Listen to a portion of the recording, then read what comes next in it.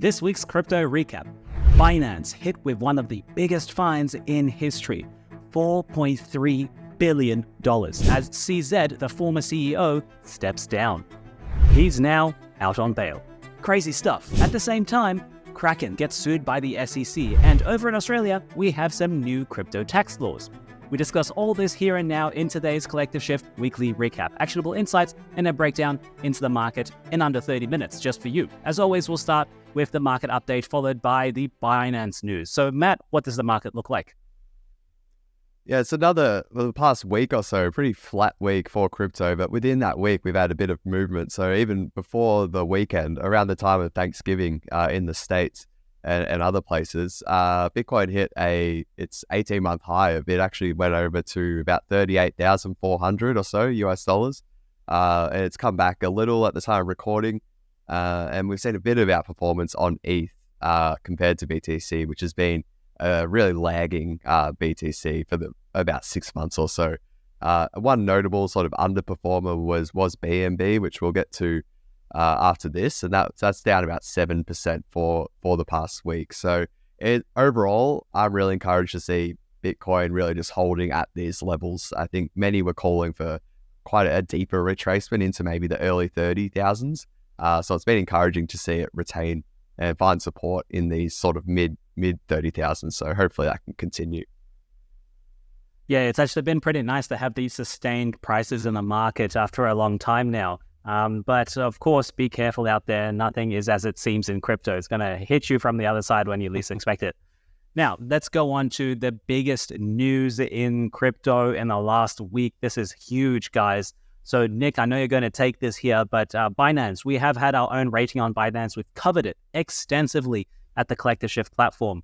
Nick, what has happened with Binance?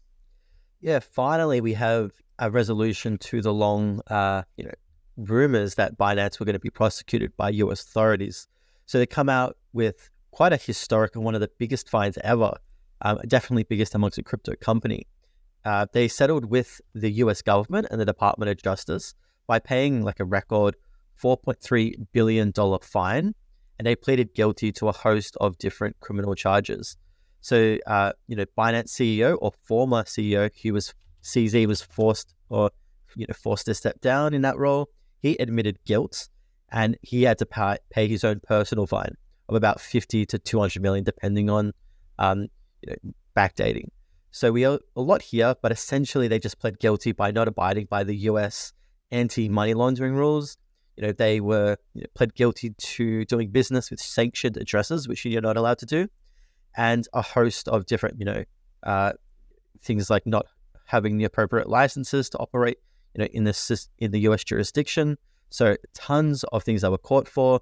But the big headline here is that a big gray cloud potentially has been, lifted from the market. I mean, gray cloud, this is the biggest news we've had in crypto for a long time. They are a giant institution in crypto. So I guess, what is the outlook for Binance? I just want to get your take, Nick and Matt. Maybe Matt first.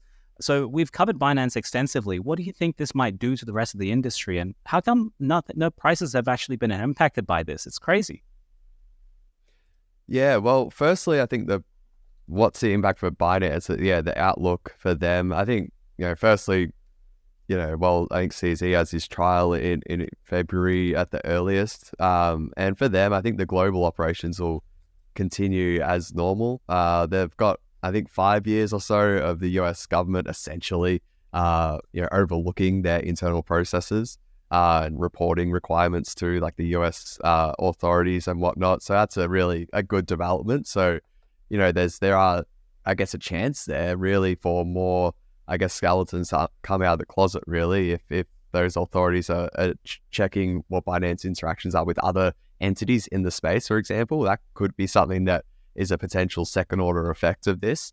But for Binance itself, I don't really see there being too much of an impact materially without sort of knowing any of the facts that might come out as a result of this oversight and whatnot. So therefore we ask the question, why was the market impact so muted? As Nick said, we've been covering this as like a short-term outlook in our monthly member reports. We've had this as like the monthly preview. We've had Binance as a main, subheading in the monthly preview, basically for 10 months straight of just continuing to warn members that this is arguably the biggest unknown factor hovering over the market. Nick as well has done posts on it for members where just presenting, what would be the best case scenario if the DOJ is investigating them, what would be the worst case scenario. And I'm firmly of the belief that this was in just the neutral sort of vanilla outcome, really, where that's why I think the price action was so muted, because we had such ample warning that they were being investigated. It was just always a question of what the outcome was. So that's really my answer to the market sentiment. But I'm not sure, Nick, if you had anything to add on to that. I guess it's looking at that same metric of how you decide the outcome, on which range it was from bullish to bearish to neutral. I probably then lean towards bullish just because there was no mention of the misappropriation of customer funds. That was probably the major thing that was hovering over the market, were questions whether they were akin to FTX and Sam Bankman-Fried, or, and we kind of found out that maybe that wasn't the case. Certainly, if they were misappropriating customer funds, this would have been included. So perhaps, that was one of the reasons why maybe the market edged a bit higher, with the confidence that the consumer funds weren't there. And we also saw on Binance on-chain, they've got ample on-chain wallets. They've got about $60 billion worth of assets on-chain that they've declared and that are being tracked. So we can actually see that there was about $1.8 billion of funds that net flowed out from the wallets associated with Binance. And we didn't really see a huge exodus now in the last couple of days. It looks like it's sort of stabilized at that. So that's also another sign that I think the market looks to, is that our on-chain assets moving away from Binance, or is it going to be another quote-unquote bake run where, the web might not be able to satisfy the demands? So we saw that they've honored all their deposits. They haven't, had to halt withdrawals at any point, which I think would have then also gave the market a lot more confidence. I think, yes, we were seeing a little bit of withdrawals coming out from Binance, but it seems like it's actually been stemming off a little bit now. And it's actually been very interesting to see. But I just wanted to keep going a little bit on this and ask about the token of the BNB token itself, and how we haven't actually seen much market impact from this whole news. So Nick or Matt, just a bit of speculation here. Do you think the token should be changing from bearish on our platform here to something else? Not really. Because again, I think this is for the exchange itself with the company Binance, which really tried to distance themselves. I more view BNB these days as the native token for the Binance chain itself. Sense, yeah. The blockchain that Binance tries to disassociate themselves from. But you can also get discounts and whatnot for holding the BNB token. So I can't get excited about it personally. I suppose that I couldn't before this came out, and I can't really get excited about the token now. And I suspect it will sort of stay that way for a while. Maybe other exchanges benefiting from this particular case could be an argument, but as I said, I could kind of continue to see Binance going along as they were, unless there isn't any other sort of, as I said, skeletons in the closet. And that's something that Nick, I think, even mentioned to me last week, that interestingly the SEC was omitted from this joint sort of announcement. So maybe Nick, just explain why we may not be out of the woods just yet from a Binance standpoint. Yeah, I think that's the biggest unknown, is that, the SEC and Gary Gensler was noticeably absent, which then raises the question whether this is, the total end to the Binance saga, or whether we may have final pockets of information that roll out. Because I guess one way you could look at this news is to say that, I guess, the US authorities had a chance to potentially really end Binance if they wanted to. But notably, we didn't see that, and we're actually allowed to still operate in a reduced capacity. But then again, especially it makes me question whether this was an act to try and make sure that there was no lack of confidence in Binance because of the systemic risk that Binance does pose to the ecosystem, was probably outweighed anything to actually shut down Binance. So that's something you've also got to remember. that Binance may still be in a hazardous state, but maybe the US is just hoping that Binance is going to slowly fade out into irrelevancy, or slowly lose market share compared to if they went out and made these big claims of customer funds, which would have then triggered a bank run on Binance.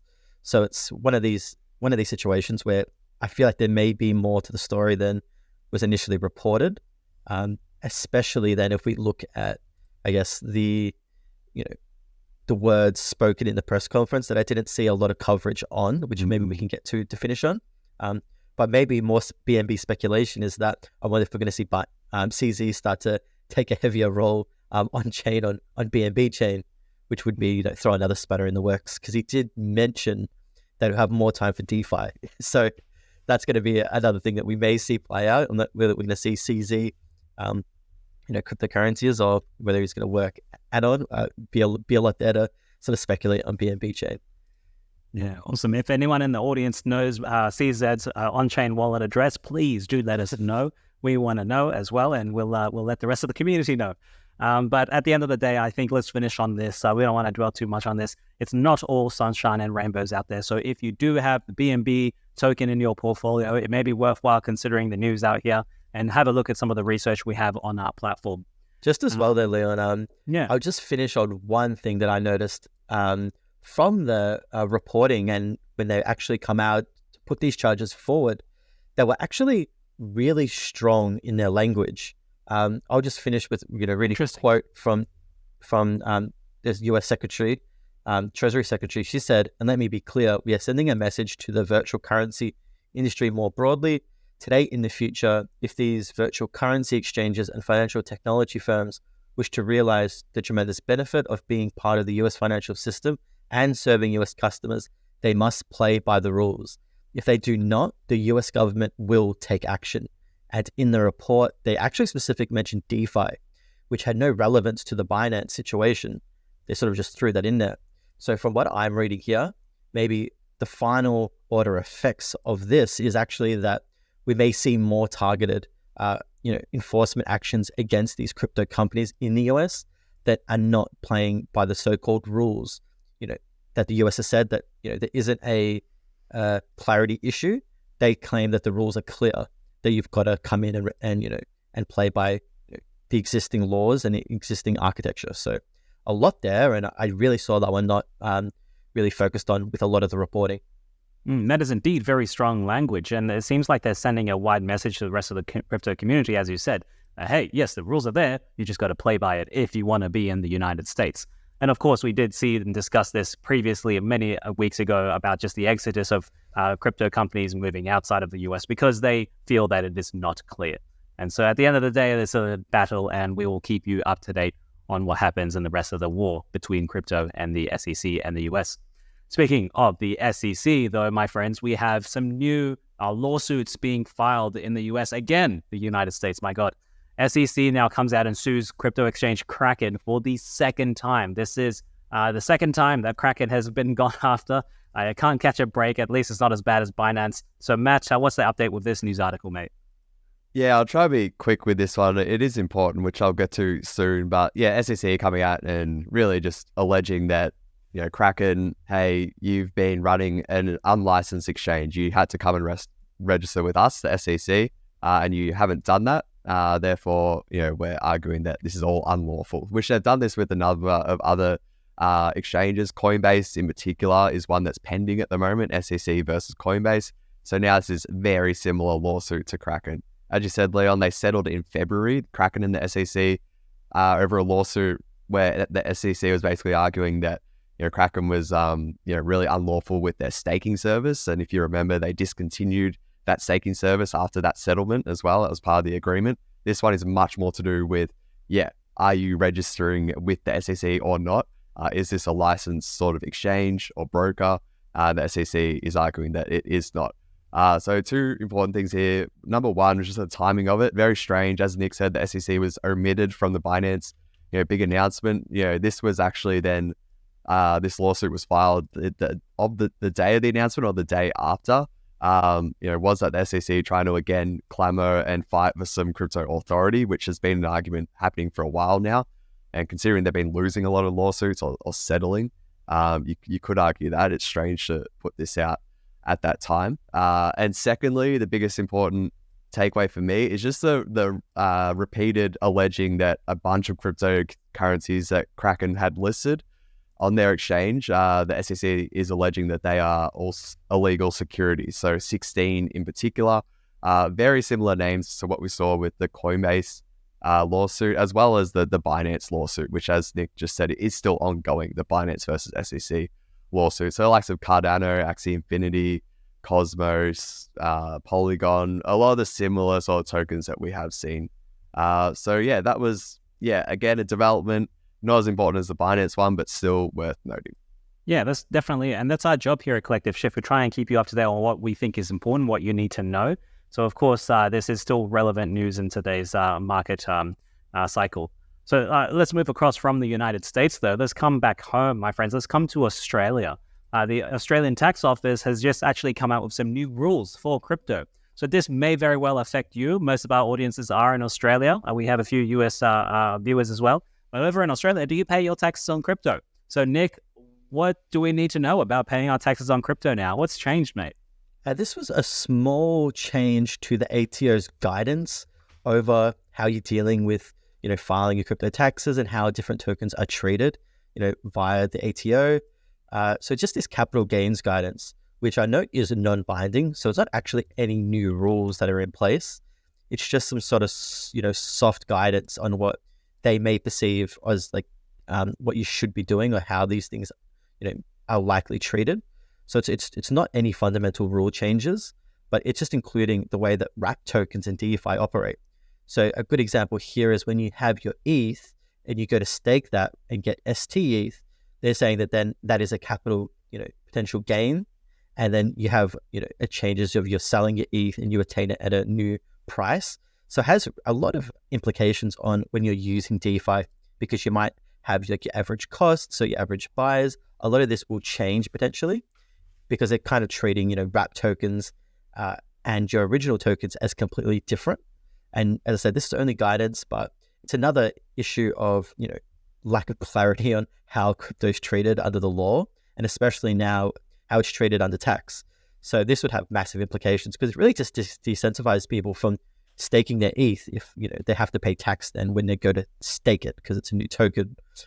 We also saw other industry bodies in the US, really protest similar crypto tax guidance laws. So it's kind of a common theme we're seeing, that there's still a lack of clarity in the accounting procedures, which is a massive barrier to when people are actually using this stuff, because we don't want to be racking up a tax bill that you didn't realize you had just because the rules are so confusing. Yeah, geez, Matt, confusing now. It would be even more confusing if I decide to go for an index of liquid staking tokens, and that has, that has its own voucher for a different token. My God, it's going to get too bad for me.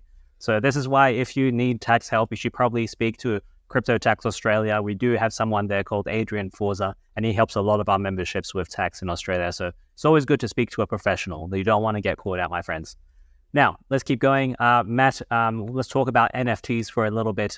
Blur, which is one of the best NFT marketplaces out there, their development team have been busy. They've released something new, and it's kind of getting popular, Matt. What did they release? I want to know. This was one of the biggest, I think, developments or just project launches, I think, of the year. I'm trying not to I've tried initially not to be too carried away with it, but even after reflecting on it over the past weekends, I just think this is a really, really big development that people shouldn't undersell. So Blur has created another entity, so another company, but it's basically run by the same team from what I know, raised investment funding to launch an Ethereum layer 2 chain called Blast.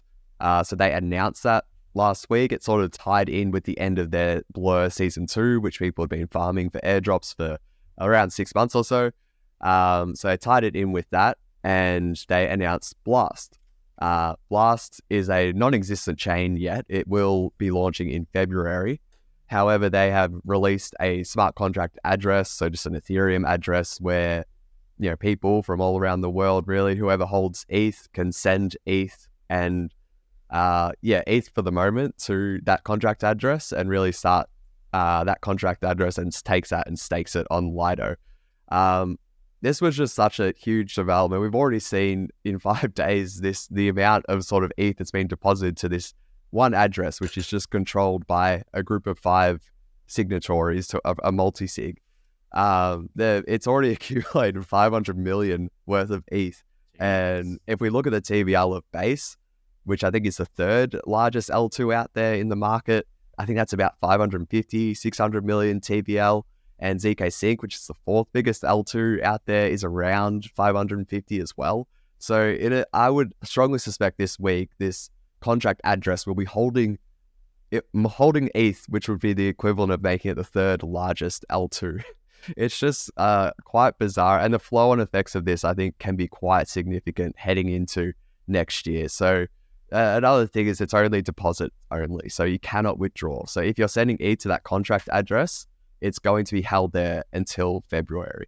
So just massive implications. And yeah, happy to discuss a bit about it.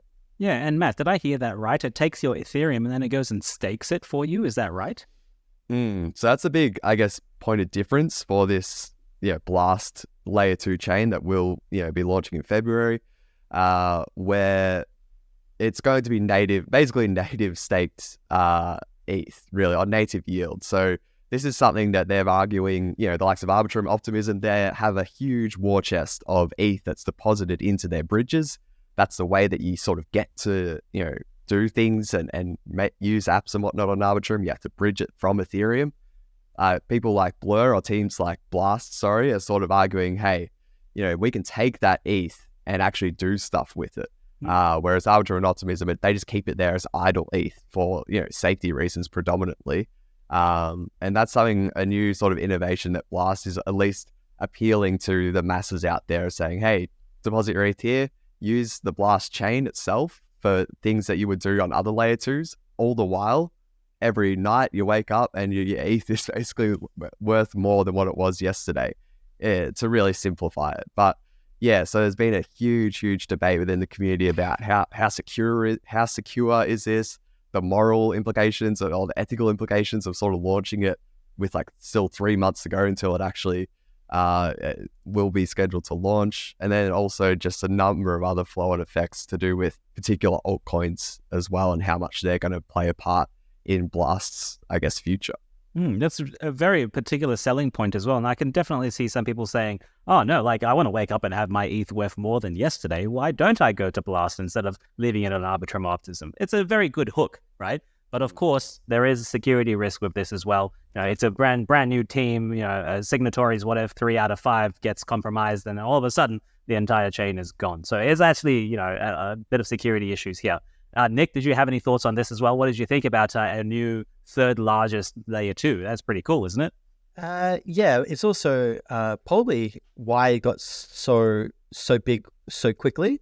Is that I think a lot of people are pretty much airdrop farming. So a lot of people are equating, early bridging to there, as you're going to get, whatever the Blast native token will be, an airdrop. So that's also, I guess, a big thing at play, and the speculative appetite of wanting, airdrop tokens essentially. So that's why I'm seeing a lot of the value increase so much, is just because it's highly likely that you probably see a Blast token, come February. And it's the same team that actually released Blur, which did actually have Blur points. I think Matt participated in that, and I'm not sure. I think the second airdrop might have gone out recently or something like that. I'm not too sure. I'm not an NFT degen myself, so I don't have time for that. My time is more spent talking about the news and keeping you guys up to date. But yeah, happy to leave it there, guys. Unless you got any more notes on this, let's move on, my friends. Happy to move on. Yeah, let's go. Time is short. Let's not waste your time. Now, crypto hacks. When it comes to security, there are still hacks and exploits that happen in the crypto space. Nick, I know there's been 2 big hacks, actually 3 big hacks that have actually happened recently. Luckily, none of it was for me. Nick, were you affected, or what were the hacks? Yeah, so this one was on KyberSwap, which was one of the earliest DeFi applications built on Ethereum. They were exploited for about 48 million.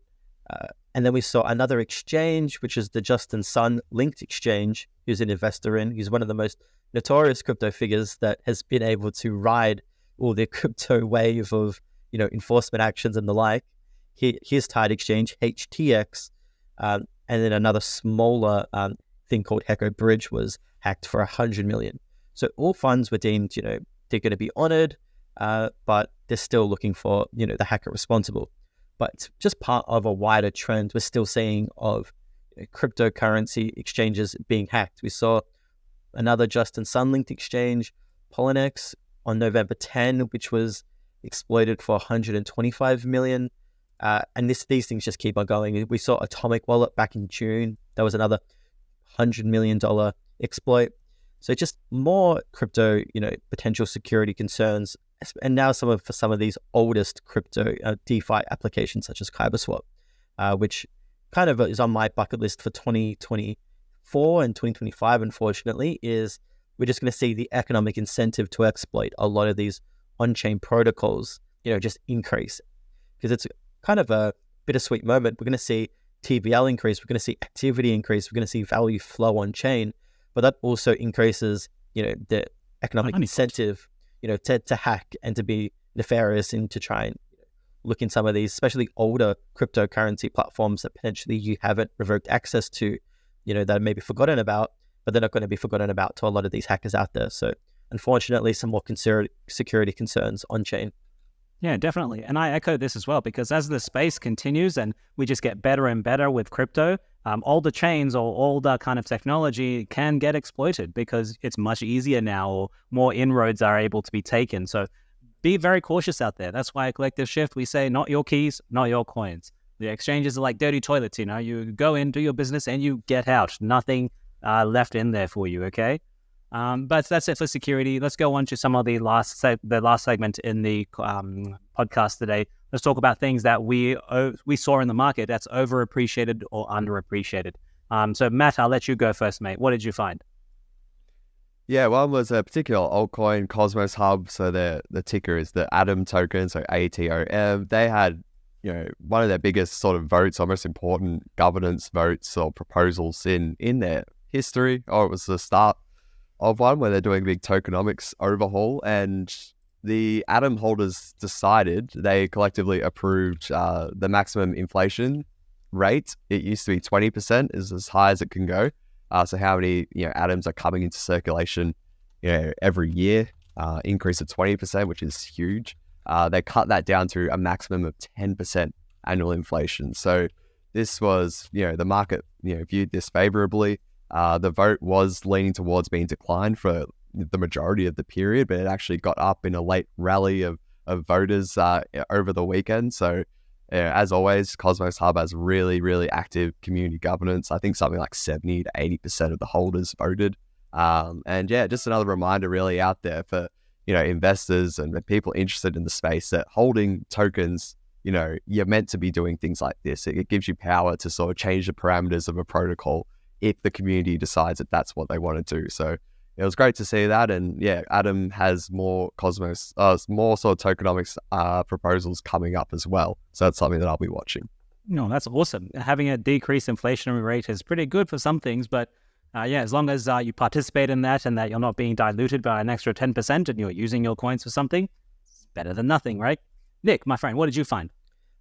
So probably the underappreciated is news of Wallet of Satoshi, which is a Bitcoin Lightning wallet, which is actually a custody solution that cut off ties to its US market.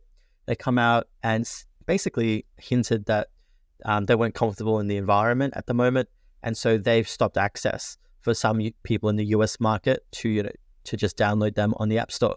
So I'm wondering whether this is in relation to the enforcement action we saw against Binance, that strong language I talked about earlier in the show.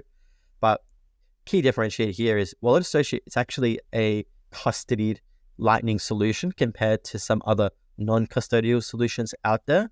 So it's all about who has control over the funds and whoever. So I'm seeing maybe increased appetite for removing away out of the US market. And it comes at an interesting time when it was only days after we saw that strong language talking about not abiding by the US rules. So I wonder if we're going to see other wallets, any other DeFi or any other cryptocurrency projects out there that are going to continue to move away from the US like we've already seen. Yeah, definitely. This is what we spoke about before, an exodus of companies leaving the US because they think it's just too hostile for them at the moment. And this will continue to happen until they feel safe and come back. So the latest one is Wallet of Satoshi. I'm sure there will be others. Now, for mine, what I found underappreciated in the market is I think the bull market may be coming. Don't quote me, man, but I think the bull market is around the corner. So with that said, I want to leave it out to the rest of the community. If you're listening to this, I want to check if you have booked in a strategy call with myself. You got to make sure you have your buying strategy, your selling strategy on point. So please check the links and come to our website where you can book a strategy call with myself. 15 minutes, we'll just discuss you and me, and we'll see what your plans are for the crypto market. Now, if you are already a member, rest assured, we do have the Xmas Christmas special coming up very soon. The form will be coming out so that you can post any of your questions in there and we'll tackle them in the contents team. So that's what I'm looking forward to. It's underappreciated, a strategy call with Leon or with Ben if you have a high enough portfolio value. That's it for this week, my friends. That's a wrap. If you're looking for more insights, make sure you check out our revamped Weekly Shift newsletter. That's Weekly Shift newsletter every Friday. Subscribe at collectiveshift.io/newsletter. collectiveshift.io/newsletter. We'll see you next week, my friends. Bye for now.